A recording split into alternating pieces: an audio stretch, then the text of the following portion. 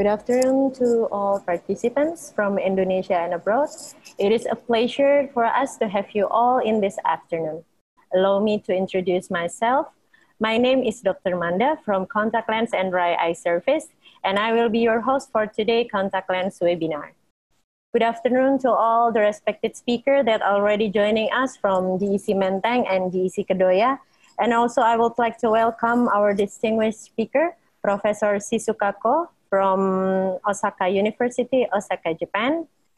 And I would like also to welcome to all of you to our JEC Contact Lens webinar with a novel theme, which is From Zero to Hero. Today we will see 5 different topics about contact lens, then that will enlighten our new perspective of contact lens. Ladies and gentlemen, we will begin our webinar shortly. Today's webinar will be divided into 2 sessions. The first session, 5 speakers will present their topic, and after that, we will continue with the second session, which is the Q&A session. Before we start the session, I would like to encourage all the participants to write down their question in the Q&A chat box, and for those who join with YouTube Live, you may write down your question in the live chat. And also, we will greatly appreciate it if you can fill in the polling at the end of the webinar as our continuous improvement. To start our first session, allow me to invite our first speaker, Professor Shizuka Ko from Osaka University Medical School, Osaka, Japan. It is an honor for us to have you here today, Professor Shizuka. Good afternoon, Professor Shizuka. Good afternoon, everybody. Selamat siang. Yeah, thank you, Professor Shizuka. Professor Shizuka will present the topic of eye transformation in contact lens user. Allow me to read her profile. Okay. Let's show me the profile. Okay, thank you. Professor Shizuka graduated from Osaka University Medical School, Osaka, and Japan. She did fellowship and training in corneal and external disease at Osaka University Hospital, and also research fellowship at Flom Eye Institute at University of Rochester, New York. She is the member of many associations, including American Academy of Ophthalmology, American Society of Cataract and Refractive Surgery, International Society of Refractive Surgery, International Society of Dactyology and Dry Eye, Tear Film and Ocular Surface Society, Japan Ophthalmologist Association, Japan Contact Lens Society, Japan Cornea Society, and Japan Dry Eye Society.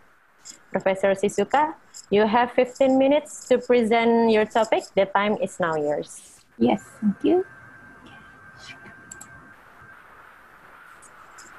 So, can you see my presentation now? Yes.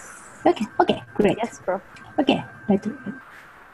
So, selamat siang. It is my great honor to see you all give a talk today. Thank you for the kind invitation to such a great seminar.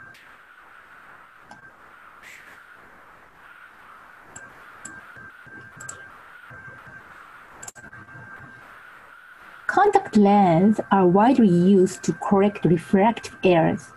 According to the annual overview of contact lens prescription trends, which surveyed contact lens fits from more than 20,000 cases from 25 countries in 2019, soft contact lenses were prescribed in 87%, while GP are surprised in certain percentage of fits.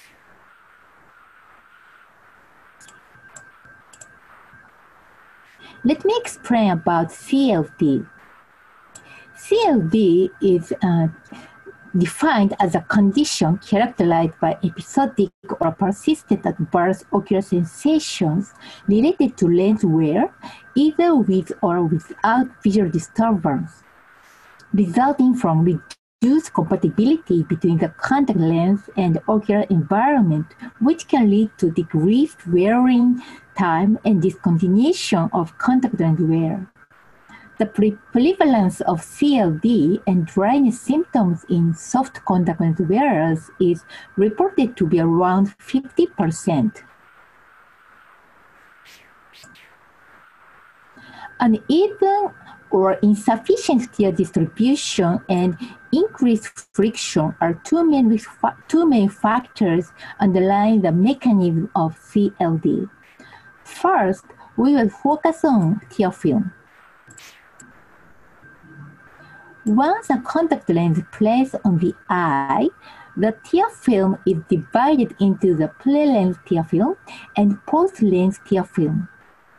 Although the pre-lens tear film is less stable and thinner than the tear film over the cornea, post-lens tear film plays an important role in providing a smooth optical surface. Another function of the pre-lens tear film is to provide comfort and lubrication to the palpebral conjunctiva, reducing the friction between the lens and palpebral conjunctiva. The post-lens tear film may be involved in interactions with the ocular surface and affect ocular comfort during contact lens wear. In addition, through tear exchange, the post-lens tear film removes the cellular and inflammatory debris contained within the lens itself. Tear evaporation rates associated with soft contact lens use are high, even if soft contact wearers are asymptomatic. Therefore, patients who previously did not experience symptoms may develop symptoms of discomfort and dryness. For successful contact lens wear, both pre-lens tear film and post-lens tear film are important in maintaining ocular health. A contact lens dry eye questionnaire is the most likely candidate for large-scale CLD assessment. The contact lens dry eye questionnaire 8, CLDEQ8, is reported to represent the most validated measure of these symptoms. This is an 8-item self-administered questionnaire that queries the frequency and latent intensity of discomfort, dryness, and blurry vision, and the frequency of closing eyes for relief while wearing contact lens and removal of lenses earlier than planned for relief of symptoms. There have been no validated questionnaire for soft contact wearers in Japan. Recently, we translated and validated Japanese version of CLDEQ8. The diagnostic cutoff criteria of less than 12 points for the CLDEQ8 were established among English-speaking North American contact lens wearers. In our study, a cutoff score of less than 11 points with the JLCDQ8 related best to patients who reported excellent or very good overall opinion of their lenses. The JLCDQ8 was capable of differentiating of soft contact wearers with different overall opinions of their lenses, comparable to the original CLDEQ8 English. Currently, translated version of CLDEQ8 is available in Spanish, Japanese, and Turkish. Japanese and Turkish versions of the CLDQ8 are valid, but it is reported that elaboration was required for the Spanish version of CLDQ8. Several tear film changes have been associated with this compartmentalization during contact lens wear. Actually, their influence on comfort remains unproven and inconclusive. We measure non-invasive breakup time with Lenticular 5 with and without contact lens. While tear film was very stable with the contact lens, as you see above, tear film stability decreased with the contact lens wear.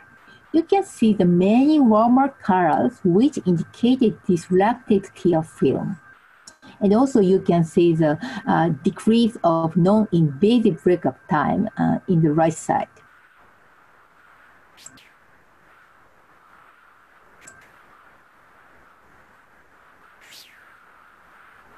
We investigated tear meniscus height change with contact lens wear using OCT.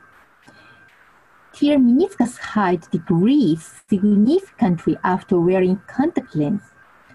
But particularly, decrease of tear meniscus height was greater with high water contact lens compared with low water contact lens.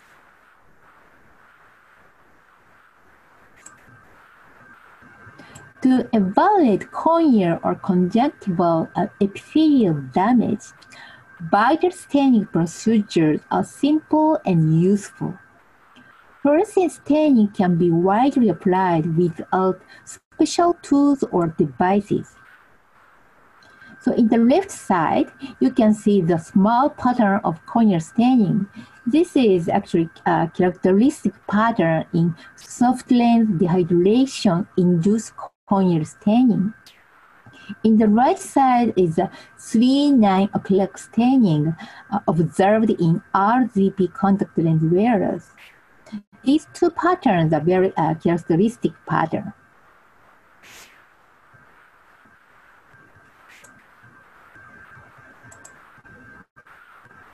Here again is the mechanism of contact lens discomfort. The conjunctiva responds in various ways to contact lens wear. A possible increase in friction between the lens and lid wiper or between the lens edge and bulbar conjunctiva should be considered.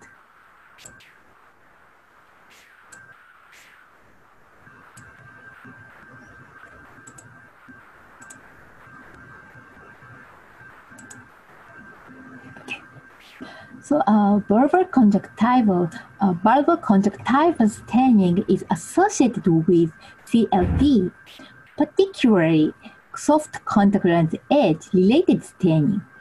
The palpebral conjunctiva has an important role in controlling the interaction with the ocular surface and lens. Identification of the presence of lid wiper epitheliopathy linked to CLD is important. Just a moment. Okay.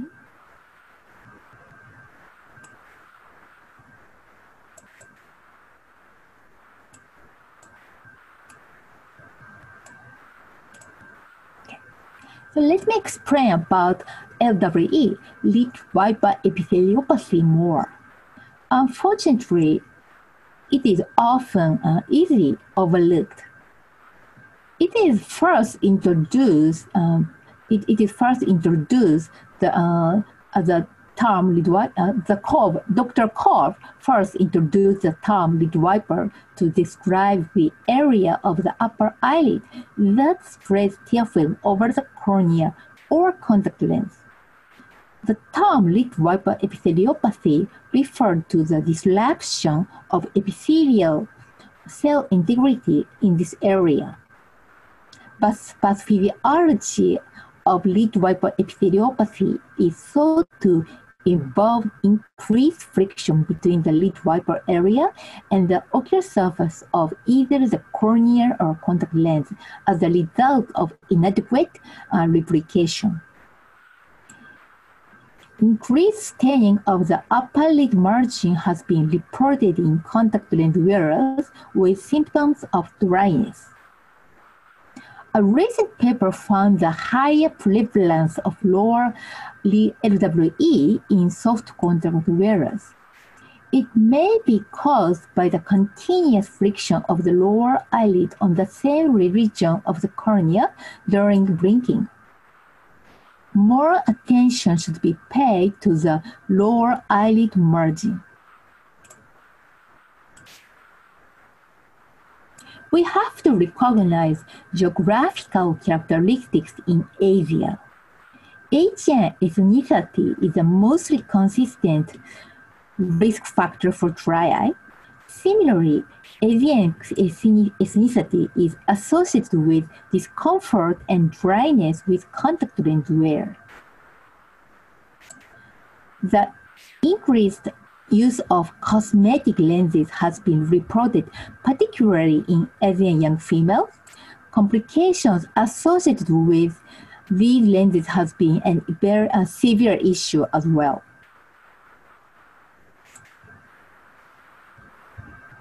Makeup particle floating in the tear film and makeup residue in the eyelid margin are sometimes in female soft contact wearers, which may be trapped by lenses and may disturb vision.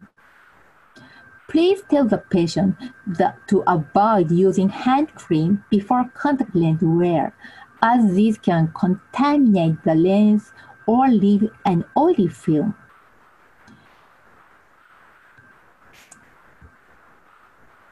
Silicone hydrogel contact lenses are more lipophilic than hydrogel lenses.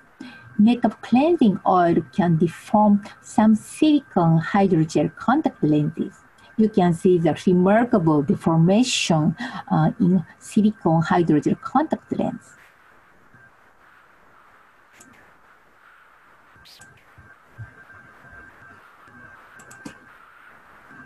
Let me share with you lens first.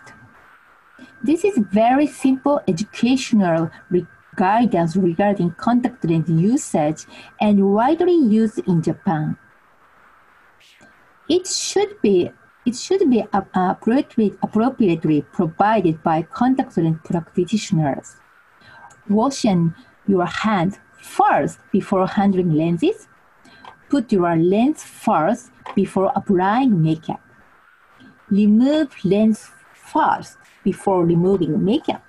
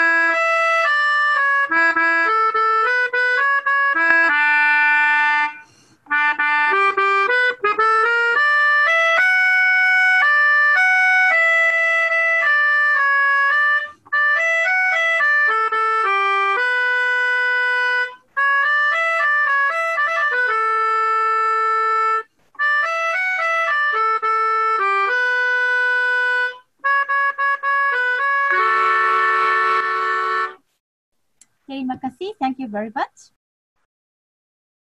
Thank you, Professor Shizuka, for the very interesting presentation. Thank you so much, Professor. Now, we will move to the next speaker, but I would like to remind you all still, all of the questions will be answered at the end of the 5 presentation.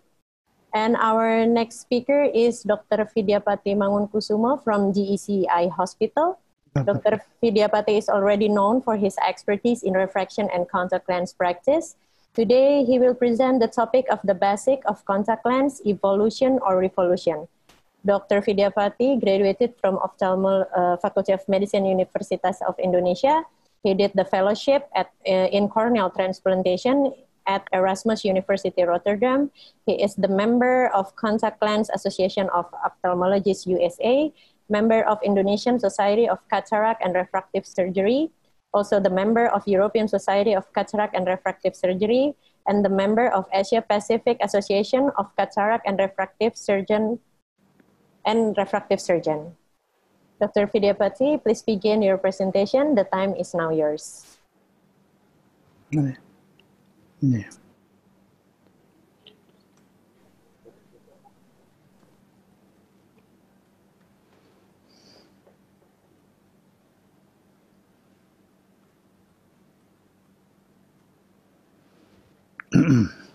Thank you, Dr. Nilu.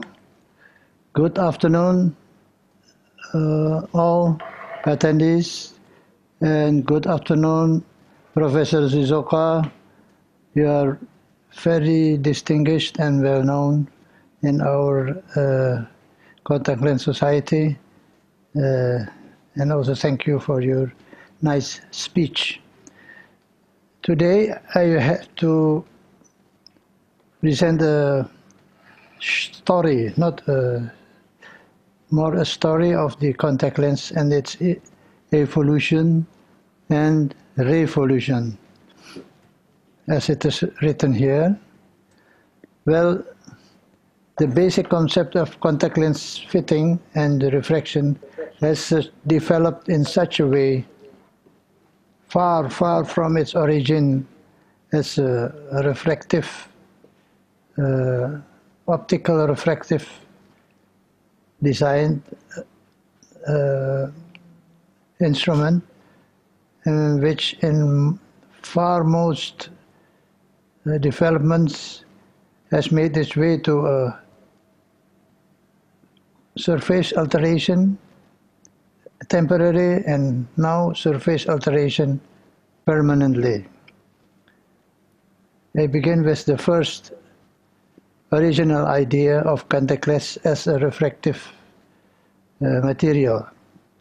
It was then by Descartes in 1637 that he believed that fluid substance could correct the anomalies of the eye in a way that, as you see it in the image, in the illustration, that a column of water or fluid has an ability with its refractive index to overcome and overrule the refractive errors. And at that time, the contact lens was really molded to the cornea. And you will see here 3 kinds of molding materials to make basic mold, main mold to make a contact lens that will match immediately and precisely to the cornea. In the later times, this kind of manufacturing is also made by molding, but as a general precision and regression formulae. The optical model, what we adapted, was more of the contact lens itself. But nowadays, the contact lens and the fluid which is strapped behind the contact lens attracted more attention to make a contact lens which is more precise and more friendly to the cornea. And also these 2 materials, the PMMA itself and the fluid lens, will then overrule all of refractive anomalies, and also with the spherical aberrations seen by the cornea. So beside refraction, it also overrides the operations.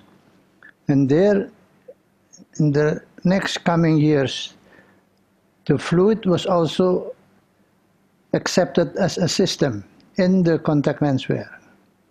Whereas the effective power of the contact lens, of the cornea, is then still calculated by the classical ways of vertex distance from power calculations derived from the spectacle lens. But in the coming years, it has come with the attention that the liquid or the fluid behind the lens will be more prominent. So the back vertex of the power of the contact lens in air and the effective power of the cornea itself, those two components will play a dominant role on the properties, parameter properties of the fluid lens trapped between the contact lens and the cornea. And this is considered to serve as a refractive media itself. From this point, many developments come to our attention. For illustration, I present to you a case, illustration case of an eye with a myopic eye of -7 and cylinder 3, 180 degrees, with readings and vertex distance as it is. And for that purpose, the contact lens base curve was chosen flatter than the flattest meridian. Steeper than the flattest meridian. And the calculated power of the contact lens, according to the previous formula, was then -6.5. And with the base curve chosen steeper, the total contact lens power was estimated and decided to become -675. So in this way, a fluid lens behind the contact lens is expected to correct the astigmatism. This was at that time the first attempt to correct astigmatism. Fluid contact lens calculation in this kind of fitting later becomes the major parameter or dominant parameter, and the latest finding of lenticular power and surface alteration attempts of the eye. We can see that in such a way because according to the all research, surface alteration becomes more precise in the way they will be able to correct.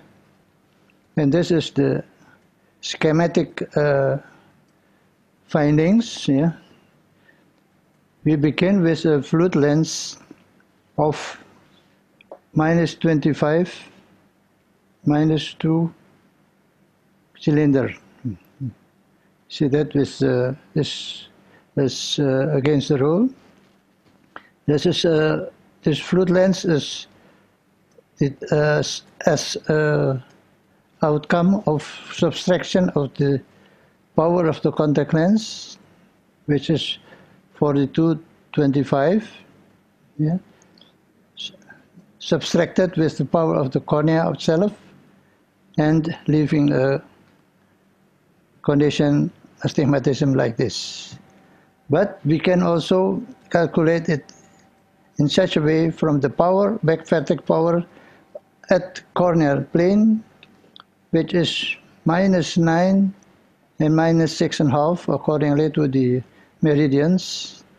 And if you just subtract this with the fluid lens, we'll see that you end in the same power of -65, -6 75 on both meridians. So it is seen that the refraction becomes spherical after the fluid lens interacted here with the astigmatism. The contact lens power is then minus 65, minus 6.65, and the base curve is still at 42.25 as selected accordingly, steeper than the flattest meridian, 0.25. This short history leads to more successful research by others, and it has taken years and more years into a surface alteration attempt on the cornea, only base inspired, innovated by the fluid trapped behind the cornea. And now we will know that as the stromal remodeling technique is based on the nice fluid lens properties and noted as a lenticular extraction. And now we can find this in a small incision lenticular extraction technique in which it is configured to be taken out from the stroma, like it is here in this illustration, and the end products are the lenticular pieces. These are pieces of cornea which actually are corresponding to the fluid contact lens as it was in our earlier stages of fitting. The process itself is really taking of a piece of the cornea and therefore making fashioning a flatter cornea. And now the contact lens fitting itself.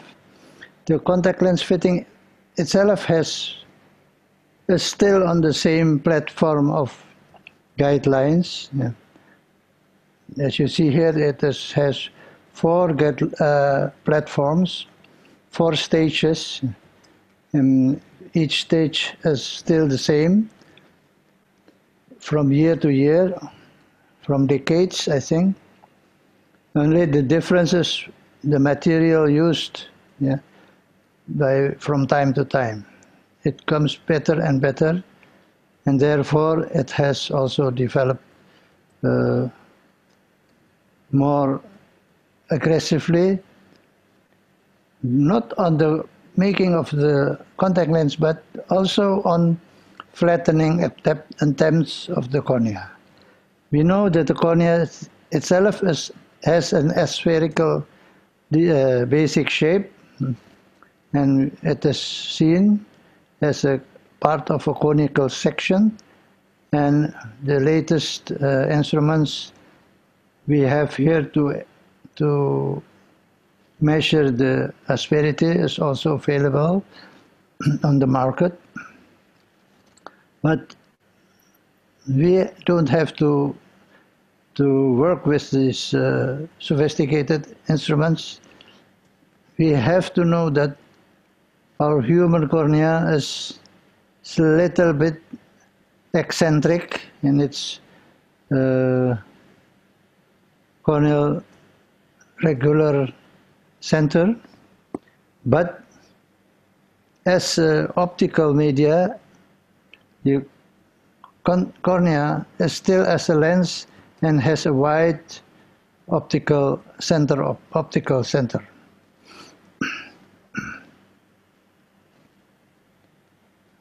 For this purpose, we use lenses commonly with an edge lift, which is safe,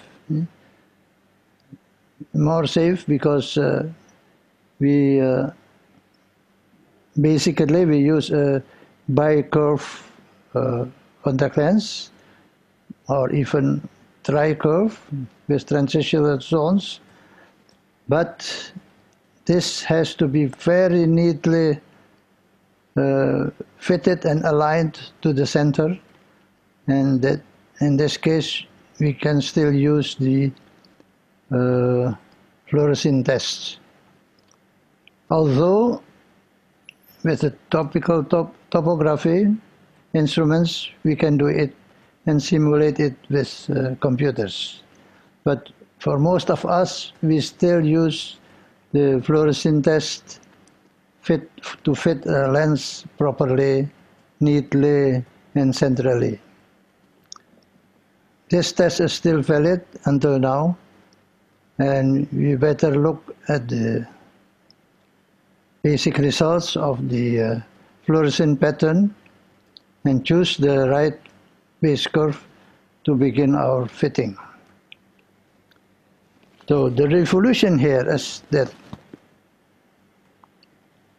formerly we have to make a contact lens which fit to the cornea, but now we fashion the cornea to fit the contact lens. This is the basic of my speech today. It's a very big change. We call it a revolution. Yeah, the revolution in the means of change based on technology and knowledge. So the only thing what we will have to do here is to maintain our knowledge, to make it more simple, to make it not dependent on too much sophisticated instrument, but applicable for all of us. So at this short speech, I would like to say that the basic formulas in the bibliography are still very valid to have best visual outcomes in our contact lens surfaces. The key to a success is a good central fitting. And if the fitting is nice, you will have a superb correction, and sometimes even better than surgical outcomes regarding the correction of aberration.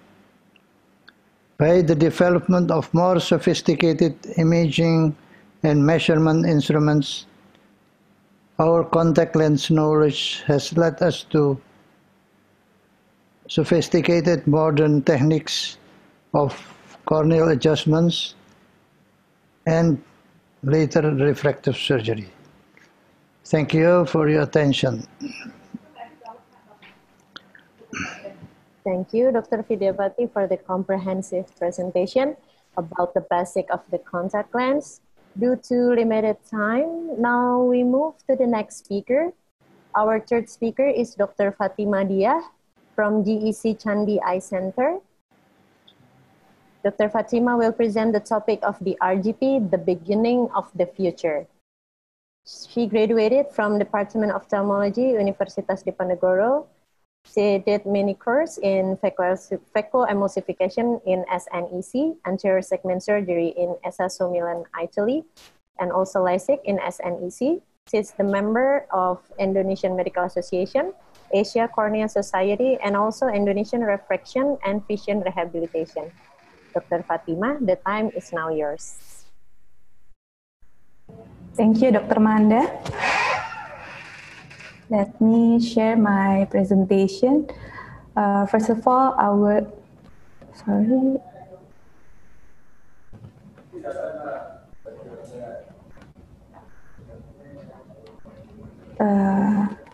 share screen.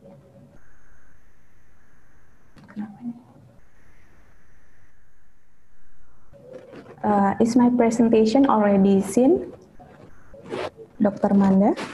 Yes. Thank you. Good afternoon, Prof. Shizuka, all speakers and all participants. Thank you for having me to joining this contact lens webinar. This is such an honor. Today, my topic is about the RGP, the beginning for the future. I have no financial disclosure. About 50% of adults in the US use glasses or contact lens. Here in Indonesia, the study of rapid assessment of avoidable blindness showed that around 0.14% population have a refractive error. But unfortunately, we don't have a data yet about the contact lens prescription. The study of international contact lens prescription in 2018 showed that the use of GP lens are above the 30% and its contents constant and remain used more than 10 years. I will discuss first about the development of rigid gas permeable lens material. For the first polymer commonly available in around 1940 were made from polymethyl metaacrylate or PAMA. This lens we call as a hard lens. But these hard lenses are rigid and not very comfortable.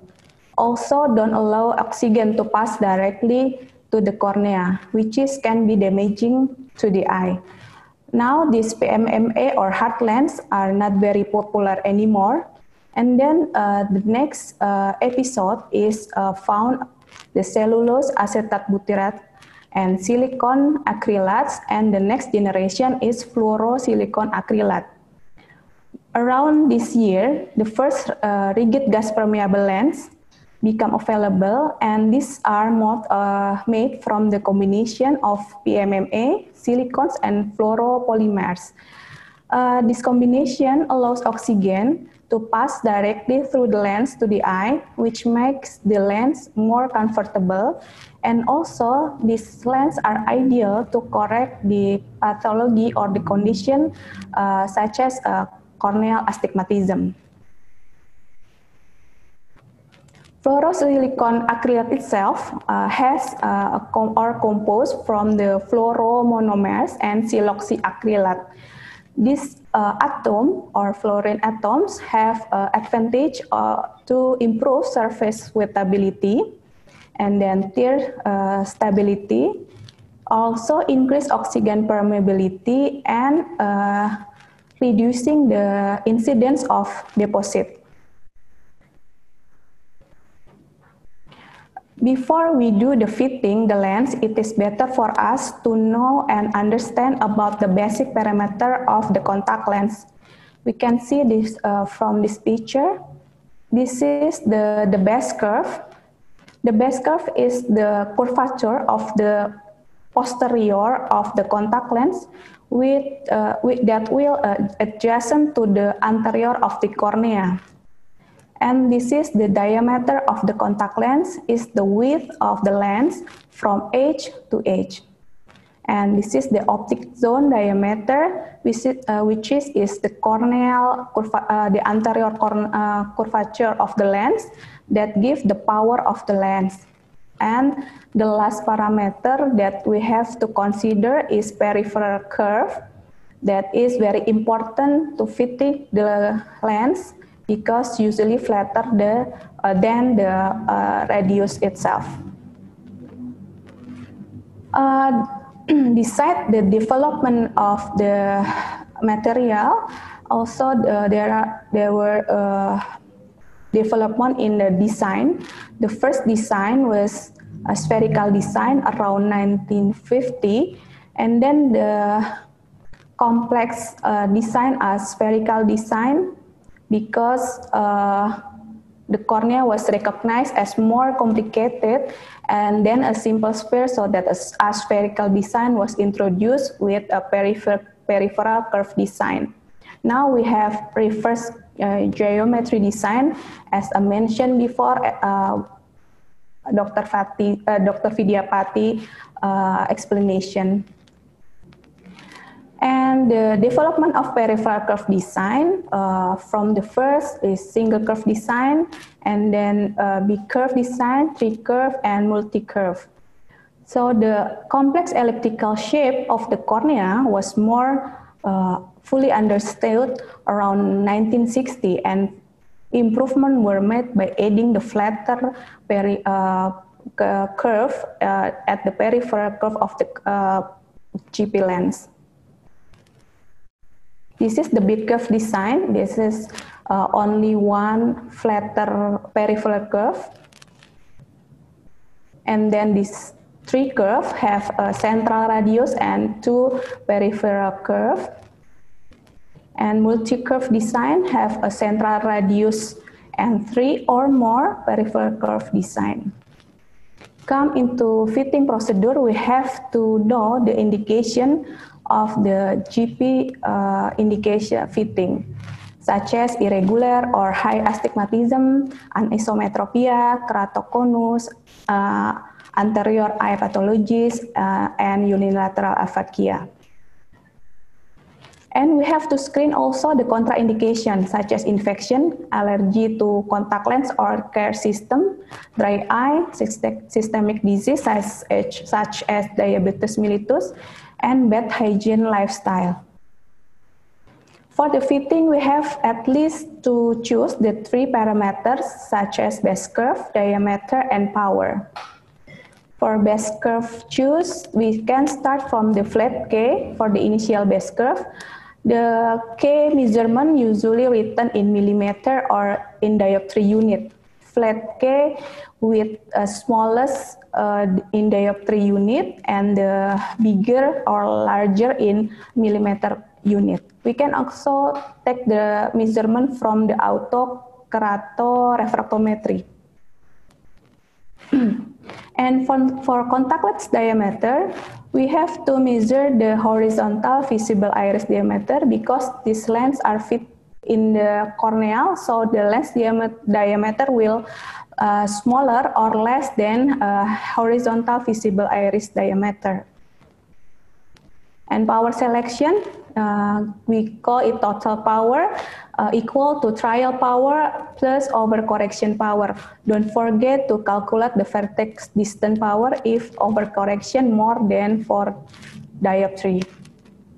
We can get the vertex distance power from this formula or from getting the conversion chart or table.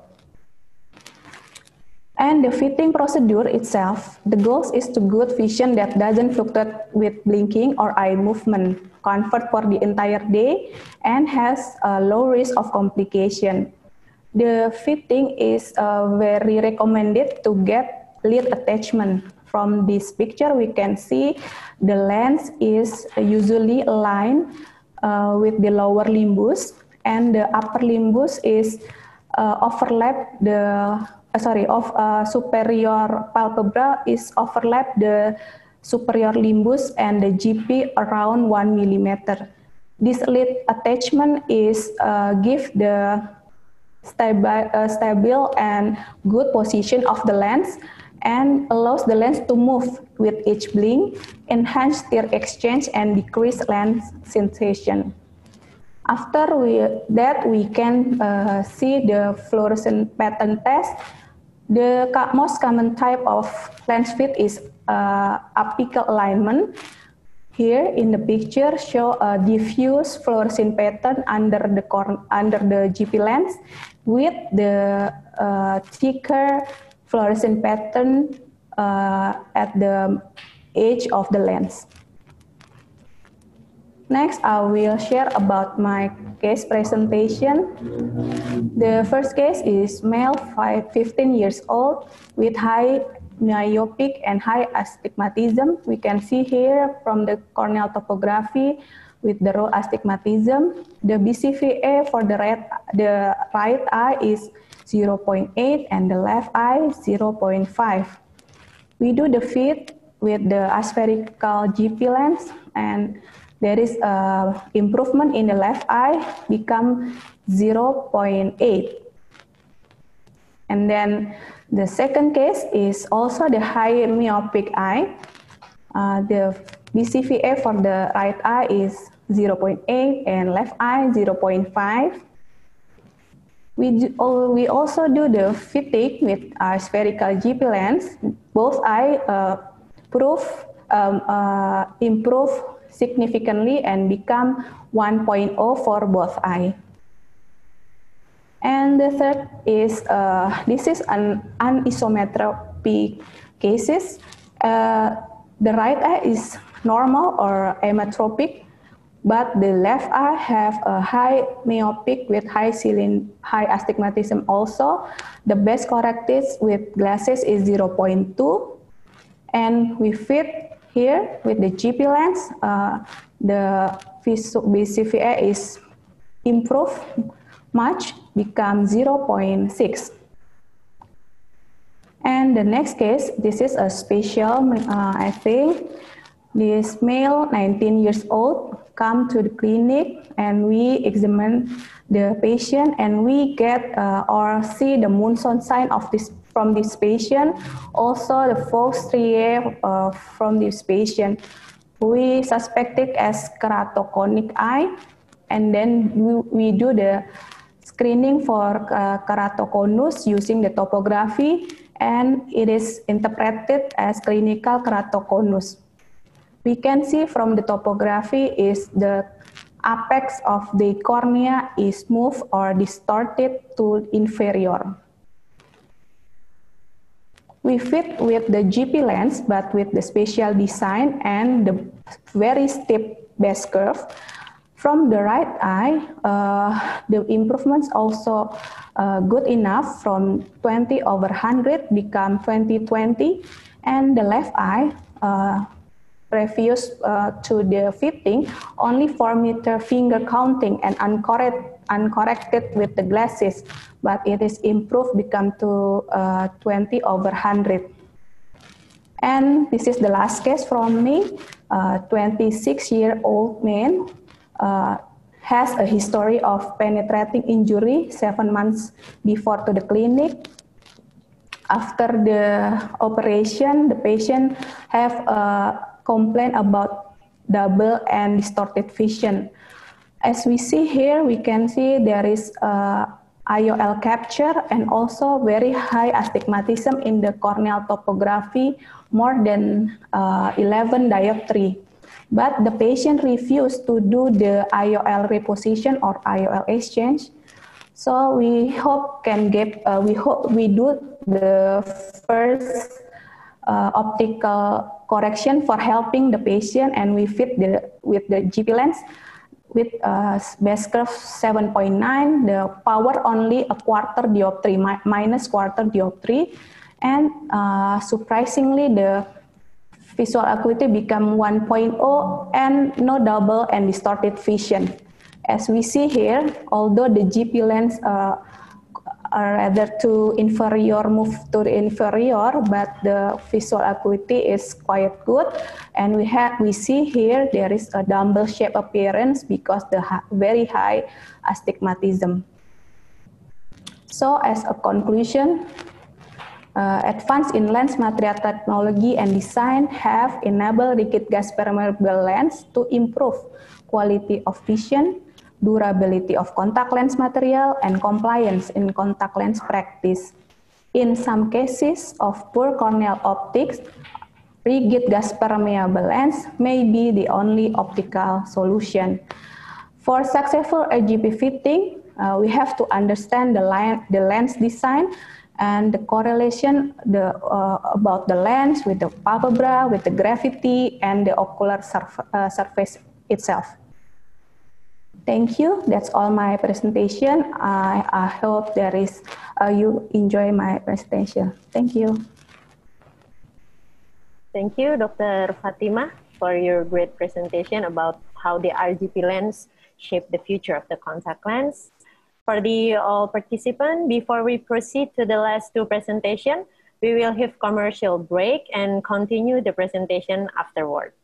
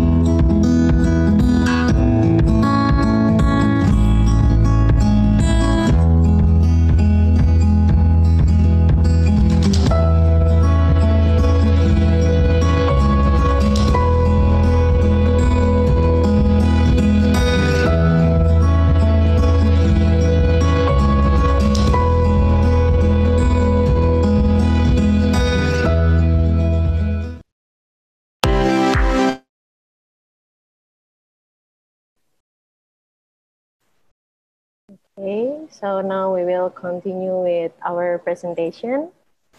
Our next speaker is Dr. Trirahayu from JEC Eye Hospital. Dr. Trirahayu will present the topic of the ortho-K beyond correcting vision. Please allow me to read her profile. Dr. Trirahayu graduated from Department of Ophthalmology, Universitas Indonesia. She did the fellowship at Cataract and Refractive Surgery at JEC Eye Hospital and also International Association of Contact Lens Educator. She is the president of Indonesian Refraction and Vision Optimization Society. She is also the member of International Association of Contact Lens Educator, member of Asia Dry Eye Society, delegate for Asia Dry Eye Society Summit 2019, Asia Pacific Ophthalmic Trauma Society, and also Indonesian Ophthalmologists Association. Dr. Trirahayu, please begin your presentation. The time is now yours.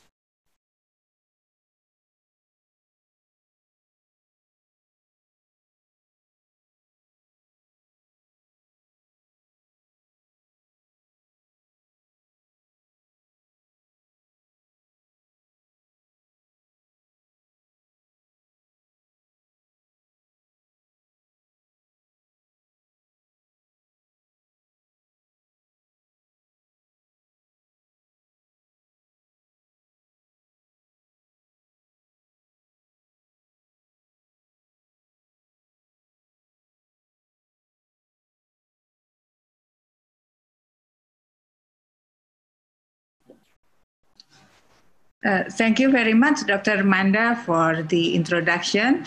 Good afternoon, everybody, and also, of course, Prof. Susuka.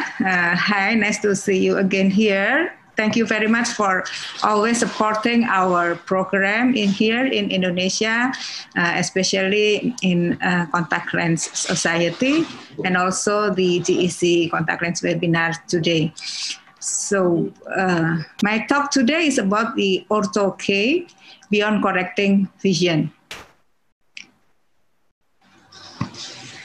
So myopia is a global public health now. We all realize that the myopia prevalence is increasing both in developing and developed country. It is estimated that by 2050 years, the myopia prevalence will be doubled. So the myopia prevalence will be about 50% among the people globally. And the highest prevalence is here in our region. It is in Asia's countries, yeah, and myopia, especially high myopia, is related or associated with the high prevalence of ocular health impact. It is stated that in myopic person, the prevalence of primary open-angle glaucoma, myopic maculopathy, posterior subcapsular cataract, and retinal detachment are higher rather than a non-myopic person. So for that reason, the myopia should be prevented and controlled. Other thing is that the myopic children like that, it could be disturbed by using the spectacles for their activities such as ballet here, dancing, and also for playing football and other activities. Other thing that the many specific occupation like firefighter or policeman or other hobbies like dancing, traditional dancing. Here is Saman traditional dance that need a lot of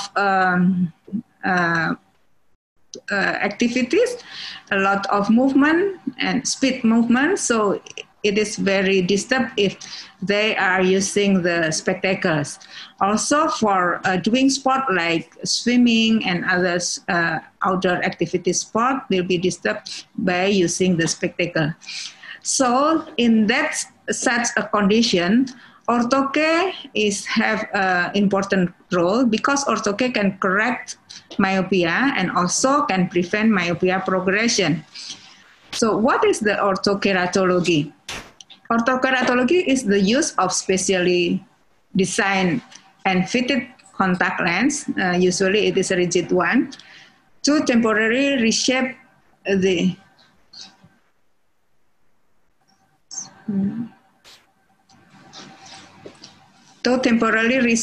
cornea to improve the vision. So,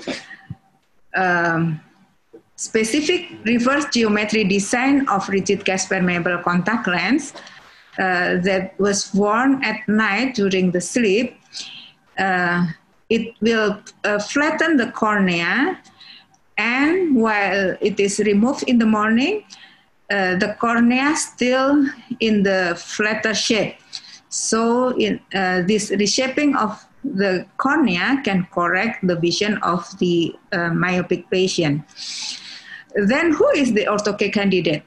There is not only the children who have myopia can use this and can get benefit for using this Ortho-K, but also everyone at any age with short-sighted or myopia can have the benefit for using the Ortho-K. The purpose of using the orthokeratology is to be free of spectacles and contact lens during the day, and also we can prevent the myopia progression. So then why Ortho-K can prevent the myopia progression? The progression of the myopia is believed because of the hyperopic defocus that can happen or occur while the myopic patient correcting with the spectacles or conventional contact lens. Orthokeratology that reshape the cornea, that make the cornea become flattened in the central and steepen in the peripheral, it could make the defocus become myopic defocus, not hyperopic defocus. So that's why the myopia can be corrected, because hyperopic defocus can give signal to scleral growth to be more longer. So this is the effect of the overnight orthokeratology to the cornea and the refraction. It can reduce the myopia by central corneal epithelial thinning, and the mid-peripheral epithelial will be thickened, and the stromal also. So in this condition, they will live myopic in the peripheral refractive errors, and it is corrected in the central of the cornea. The cornea become oblate like this, and the defocus will be myopic like this. Then, what is the design of this Ortho-K? The Ortho-K have a 5 transitional zone. The central part of the Ortho-K is an optic zone, the part of the flat base curve. And then there is a reverse curve. It is steep rather than the flattest central part. And this is an alignment curve. The alignment curve could be 1 or 2 curve. And then the outermost is the peripheral curve. So this is another picture of the Ortho-K design. This is the base curve that is the flattest, and then reverse curve, alignment curve, and peripheral curve. So for fitting, we will use fluorescein to evaluate the fitting. The optical zone should be the flattest, so it is the dark picture of the central part of the cornea, and then the green picture in the reverse curve, and it is aligned, so it is black again, and edge lift also must have proportional or enough lift in the peripheral. So how is the procedure of fitting the ortho-K? Step one, like other fitting procedure, we must select the candidate who is suitable with the ortho-K using. Usually it is the children with the myopia progression will give benefit for this, so it is the candidate. And who else that want to be free of glass spectacle should be a candidate.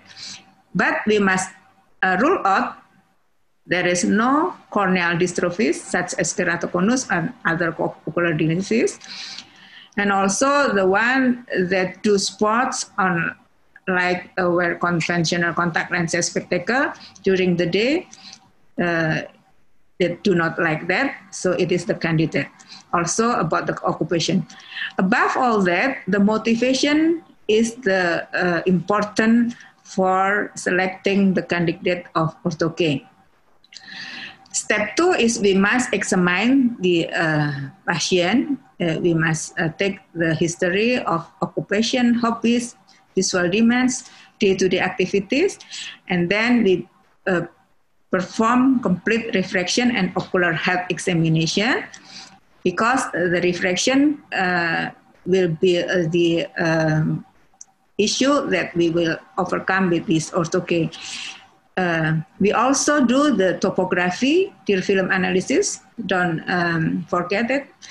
And then we evaluate the anterior segment and pupil size, because it is also impact to the successful of using ortho-K. The information required is about refraction, horizontal visible iris diameter, keratometric value, and also the topography. Step three is the lens selection. It is the first step of lens selection. We set the target power of the lens that we will use. For example, it is the refraction of -3 spherical with -1 cylinder, and the keratometric reading. So we choose for the from the table. This we will. The target power is -3, and then we take the keratometric reading, and we select the flattest patient keratometric reading. For this example, the patient have the flattest K 42 diopter and the steepest 43, so we select 42. If the patient flat K is exceed 45, then we just choose the 45 diopter. And we choose the lens diameter according to horizontal visible diameter with this normogram. Usually, we use the diameter of ortho-K 10.6 mm. And then after we select the lens initial, we insert the lens and evaluate the fitting with fluorescein. This is the example of small or no treatment zone, so it is not good because it will not give clear vision in the morning, because there is no enough flattening during using the ortho-K during the night. It is the example of decentered lens, and the minimal edge lift is the sign of the too tight fitting. So it is not recommended to using. So the ideal fluorescent pattern is enough flattening in the central, so it looks black, and enough reciprocal or reserved curve, and then enough align curve and enough edge lift. If we have it, then we can dispense the lens. Yeah. So there is any software for fitting this contact lens. It is EasyFit software. We just input the data to the software about refraction and corneal topography. So the software will automatically calculate the ortho-K parameters. This software also helps troubleshooting and improves lens fitting. So we only input the topography, the refraction, and horizontal visible iris diameter, then this software will calculate. So after we dispense the ortho-K lens, we must do the follow-up. The follow-up visit will be one, the first follow-up is in early morning after first visit. It is one night using, then tomorrow we will see the patient. And then in 3 weeks, 2 months, 3 months, and 6 months.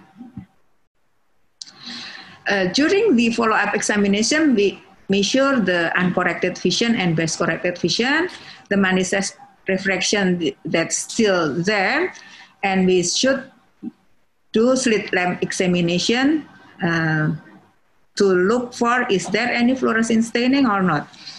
And then we also take the corneal topography each visit to look the flattening of the cornea and the centration of the lens while it is used.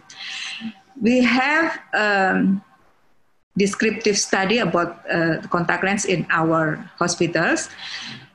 During 2015 to 2019, we have 192 eyes fitted with ortho-K. The age of using the ortho-K is about 13 years, and most of them are male. And then the spherical refraction about this. Time to need to reach 0 is about 60 days. And this is the uncorrected vision before using ortho-K and after using the ortho-K. And thanks God that this best corrected vision still good until 12 months after using the ortho-K. The spherical equivalent is decreased a lot.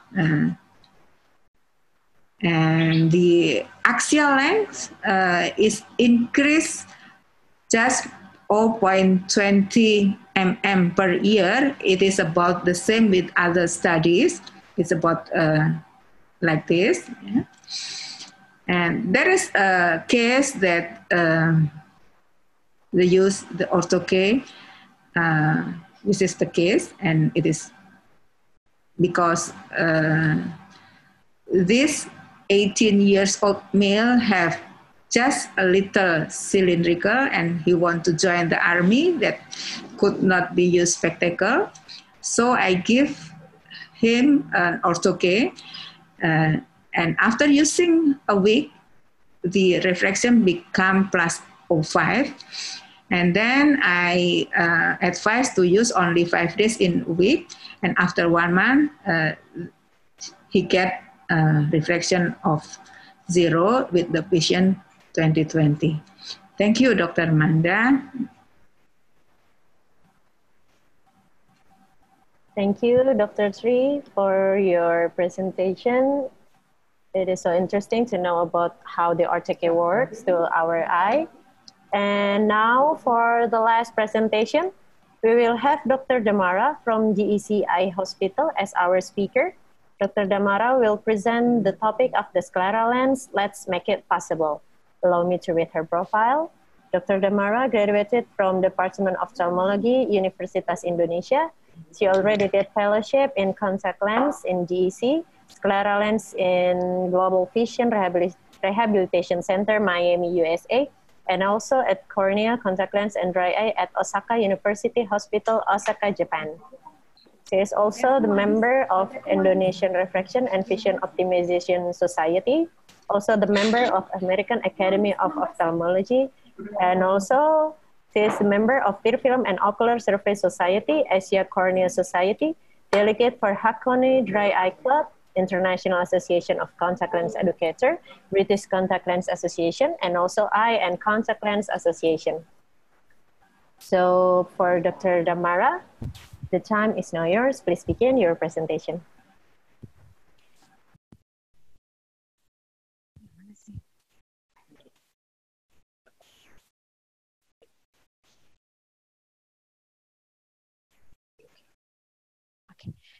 Thank you, Dr. Manda, for the introduction.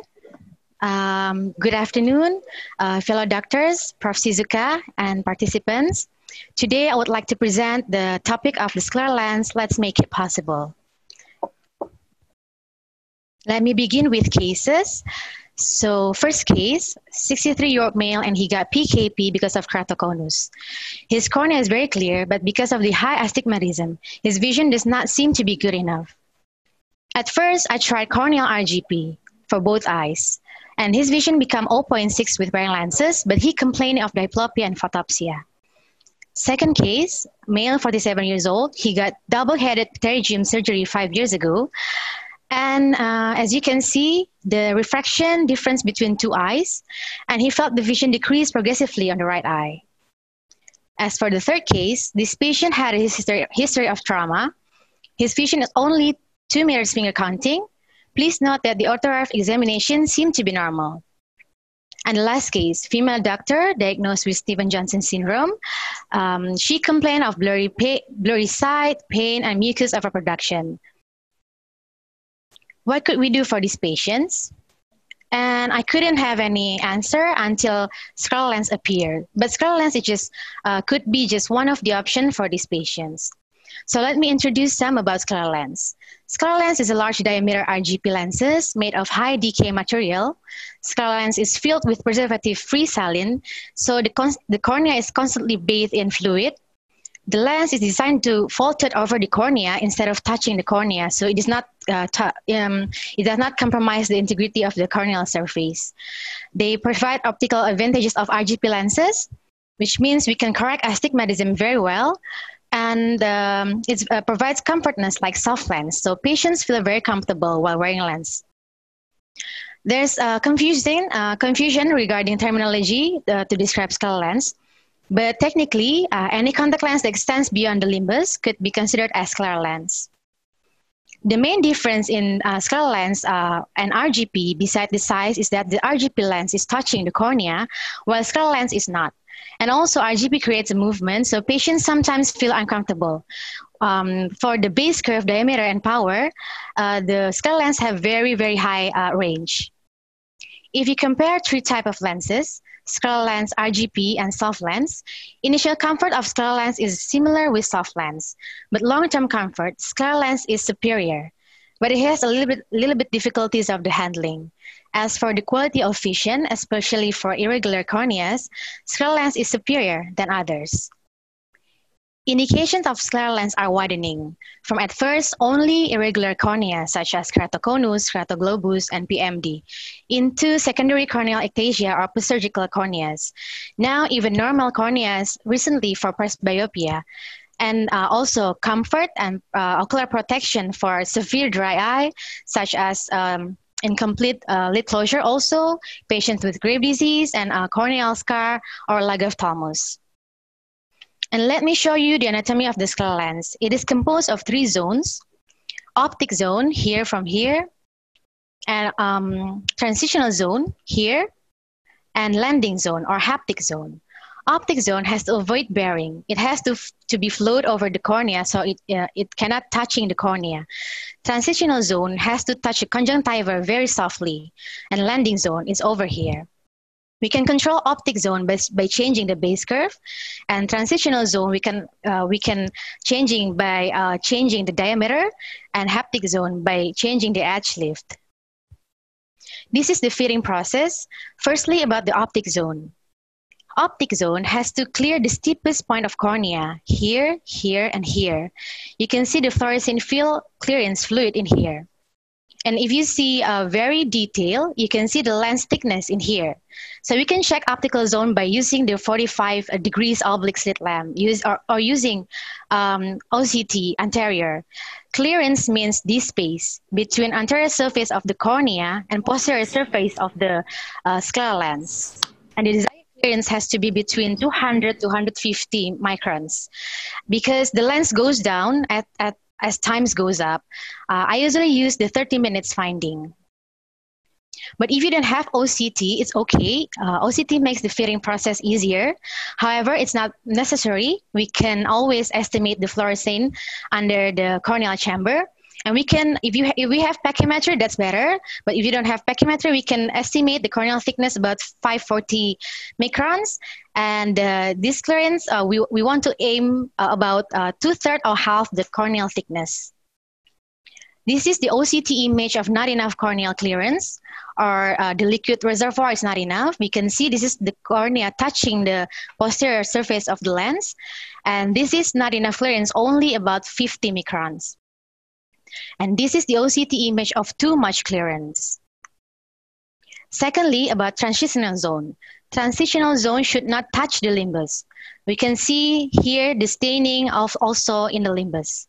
Or you can see also in the OCT anterior. Lastly, the landing zone. The landing zone can be checked by observing the vascular compression pattern. Let's go back to the cases I already presented. The first case, 60-year-old male, and he get PKP because of keratoconus. And you can see the protruded cornea over here. And the refraction also showed very high astigmatism. At first, we tried corneal RGP. The vision improved, but the patient feel diplopia and photopsia. The photography showed very irregular cornea. With this kind of case, it's very hard to determine the base curve. So I just tried the steepest base curve trial lens we have, base curve of 6.25.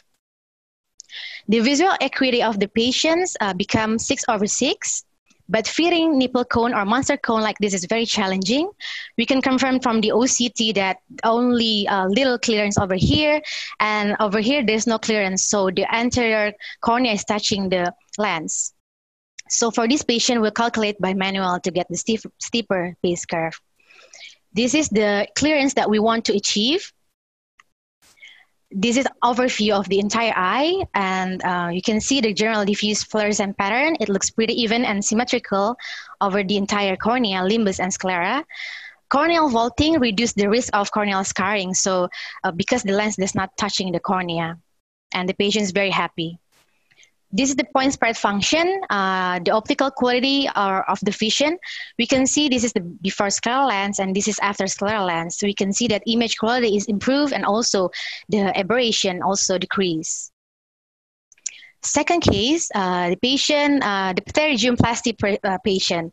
Yeah, we can see that granuloma over here and also over here, a cicatrix of the scar of the cornea.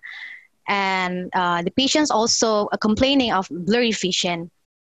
From the pentacam, we can see it is consistent with the irregular cornea over here and the scar over here. And I tried fitted with corneal RGP, but the vision remained the same, and the patient complained of distorted vision. So we tried fitting him with the scleral lens, and the vision become 6/6. But because of the granuloma, we concerned that it could begin the inflammation. So we tried to design a notch on the scleral lens like this, so it's not touching the granuloma. We can see the granuloma over here in the OCT, and we hope to minimize the inflammation because of the notching. And we can always use a notch in the patient with maybe conjunctival elevated and also glaucoma transplant.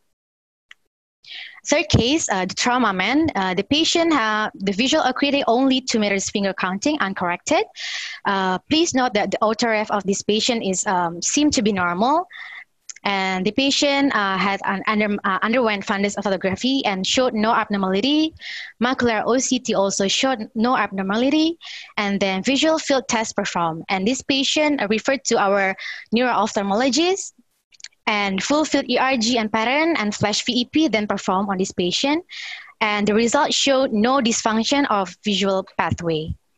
Retinometry also showed 0.3, and the JEC laser also performed. Many diagnostic examination has already performed on this patient, but then referred to me because my colleagues did not lose hope on this patient and did not give up on this patient.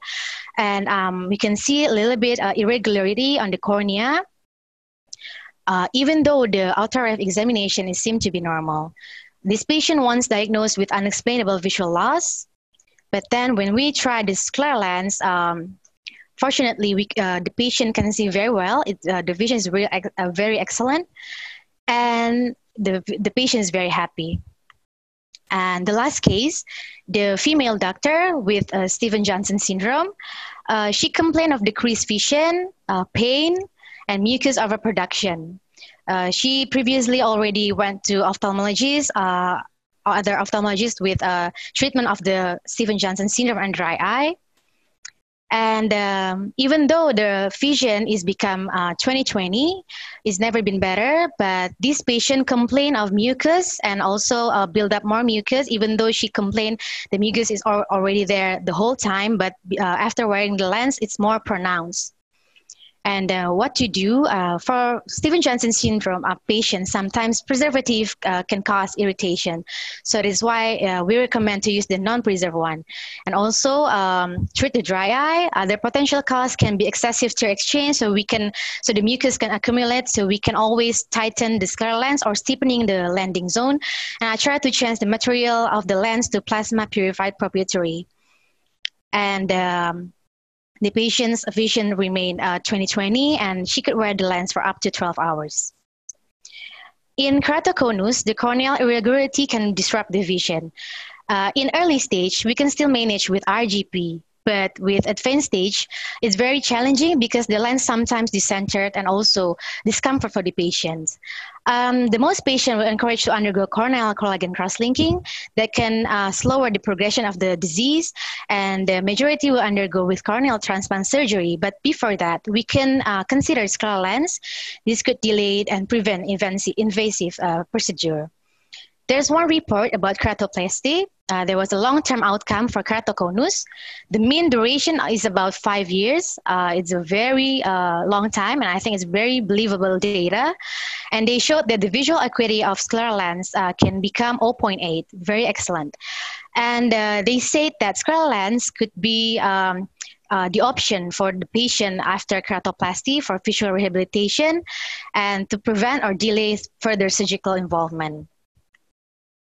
As for the dry eye report, this author included Stevens-Johnson syndrome, 22 eyes, Sjogren syndrome, and also graft versus host disease and dry eye after LASIK. They got very excellent visual acuity. The visual acuity improved, and also decrease in tear osmolarity. So they concluded that improvement in dry eye symptoms and quality of life. They recommended scleral lens. So as for conclusion, the use of scleral lens was an effective option for patients with corneal irregularity and ocular surface disorders. They provide both successful visual outcomes and comfort. Their use may delay or prevent further surgical involvement. They can be used also after following surgical intervention. Thank you for your time and attention. Thank you, Dr. Damara, for your inspiring presentation in scleral lens practice. So now we already finished our first session. So we will proceed to our second session, which is the Q&A session. I would like to remind you all again, please fill in the polling at the end of the webinar today. And the first question, I believe, goes to Professor Shizuka. Good afternoon, Professor Shizuka. There's a question about the prevalence of acanthamoeba infection on the cornea in the contact lens wearer. Thank you for the question. Yeah. Unfortunately, I don't have the exact number, but definitely we sometimes have acanthamoeba keratitis with contact lens wearer, but in Japan, actually, I think in my impression, the number of the infected cases are a little bit decreasing because we actually educate the patient actually to the proper use of contact lens. So how about a situation in Indonesia? Yes. In Indonesia, the Indonesia, yes. Yes. Is there, Dr. Terima, do you have any expertise about the prevalence of acanthamoeba infection in cornea in contact lens user in Indonesia, doctor? According to my experience, there is not a lot of acanthamoeba infection, but I'm so sorry also that I have no exact number. The infection that we much more visit is about the bacterial keratitis. So it is gram positive and gram negative like this. Not so much acanthamoeba, or maybe we not so aware about that. I don't know exactly. Okay, Dr. Sri. And then the second question is to Dr. Epitheliopathy. It is about the ortho-K, doctor. Is it the long-term of ortho-K can slow the progression of myopia or even minimize the refraction error as it alters the corneal curvature? Thank you very much. This question has actually to be answered by Dr. Rirahayu because she has the records of follow-up of patient. But it is temporary. It will temporarily be subject to evaluation. Dr. Sri. Yes, Dr. Fit, may I answer Dr. Andrew Logan question? So the ortho-K, like my presentation before, can halt the progression of the myopia because the ortho-K use is make the cornea become oblate, so it is overcome the hyperopic defocus, so the defocus will be myopic. With the myopic defocus on the retina, the signaling of the scleral growth will help the progression or the elongation of the axial length. So it helps the myopia progression. So it can help the myopia progression, which is better, as you already presented. Thank you. And then, so this is the next question for Dr. Tri. Can ortho-K actually treat astigmatism? And if it can correct it, the maximum astigmatism power it can treat, how much is it? And can it treat irregular astigmatism? Thank you. Yes, for regular astigmatism, we still can use ortho-K for 1.50 diopter of against the rule astigmatism, and up to 2.5 diopter of with the rule astigmatism. But exceed that, it will not totally corrected.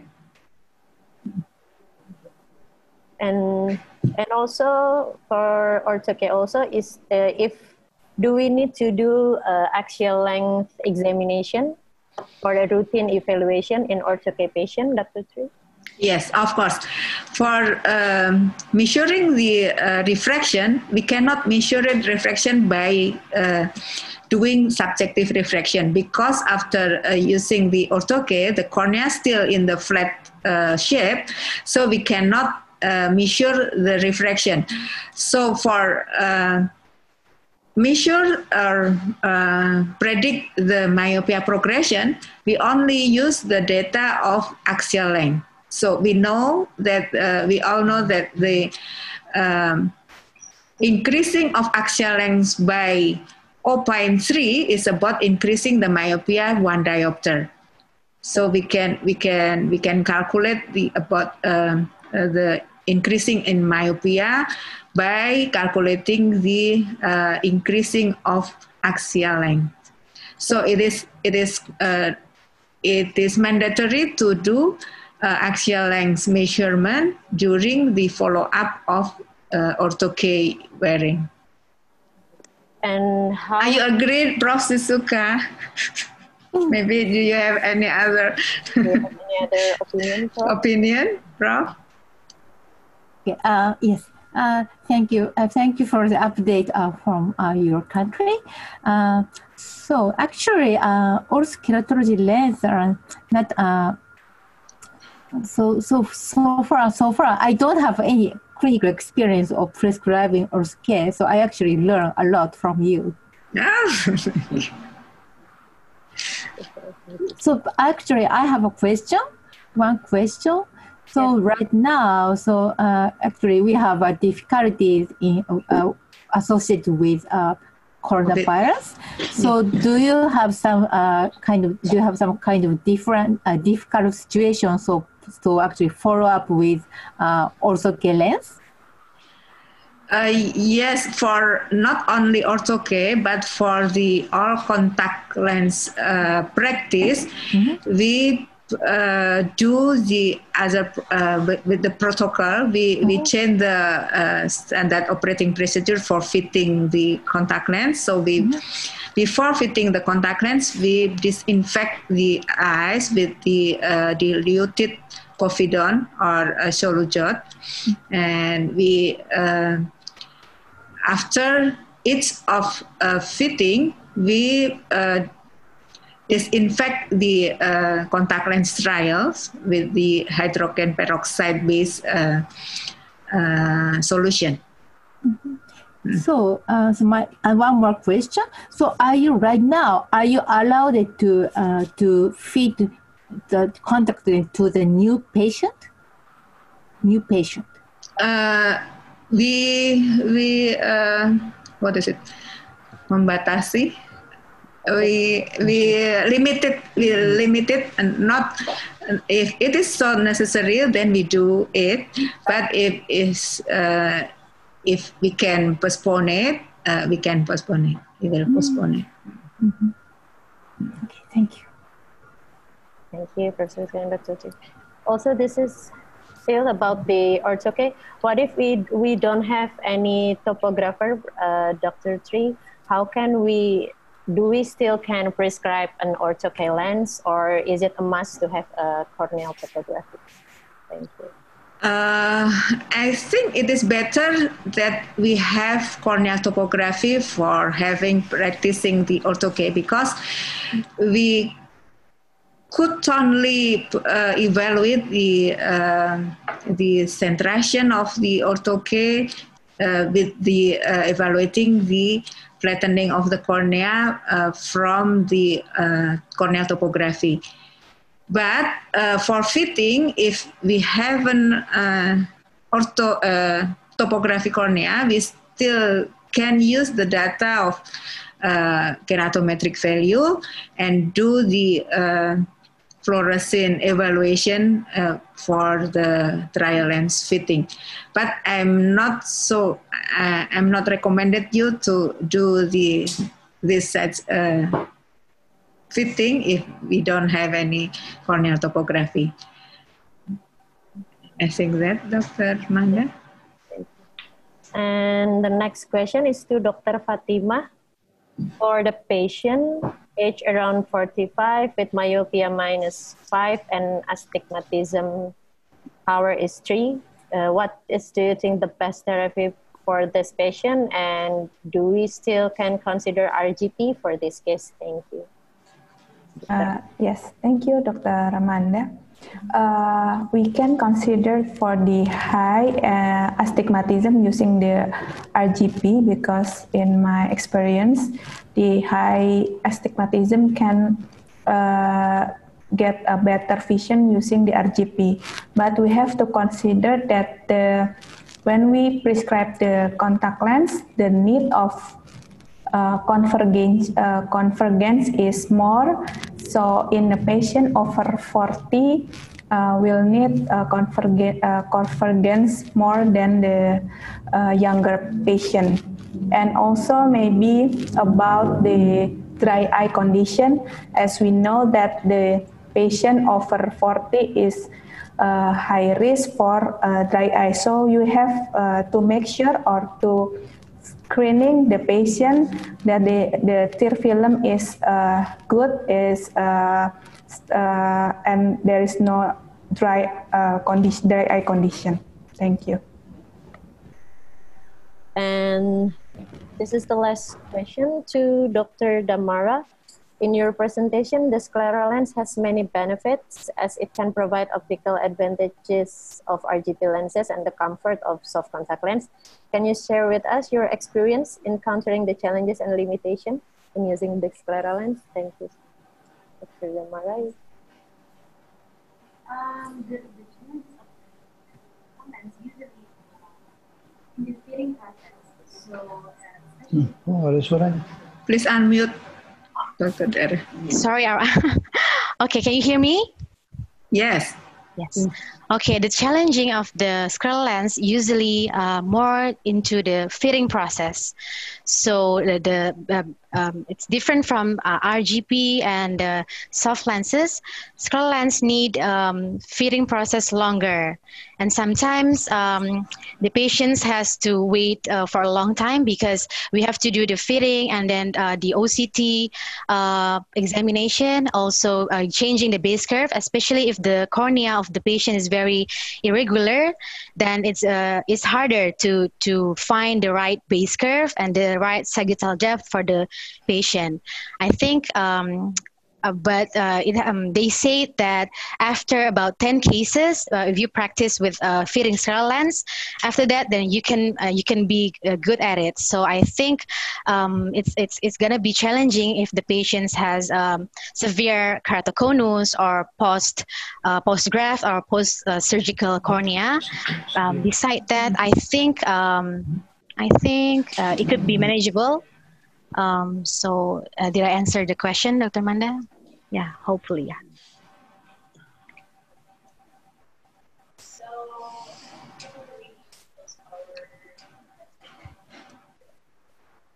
Dr. Manda, unmute. Sorry. Okay, I think we already finished our second session, the Q&A session. Is there anything that the panelists or the speaker want to add?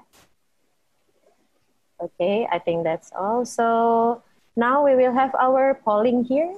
Can you show me the polling? For all the attendees, please fill out the polling that we already prepared so we can improve our webinar.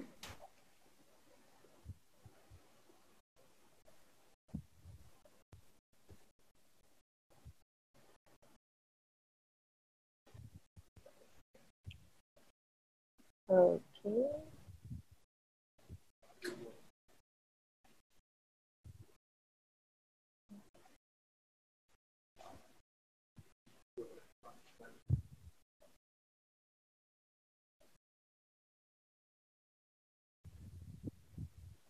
Okay, so dear participant, so I like to still, last but not least, we still have tomorrow's session of webinar.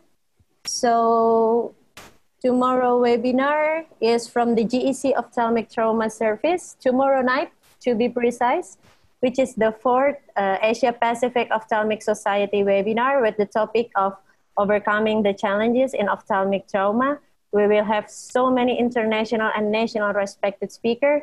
So we hope to see you all tomorrow night.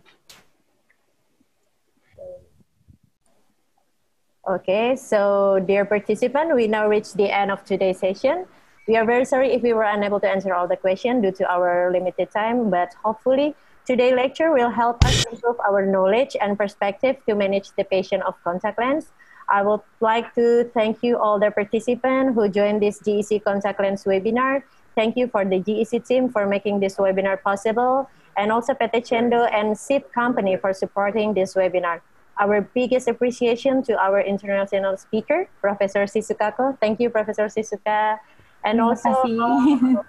yeah, sama-sama, Prof. And all of our respected speaker from JEC Eye Hospital. Thank you for sharing your time and expertise to all of us. I'm Manda, your host today. Good afternoon, stay safe, healthy, and thank you.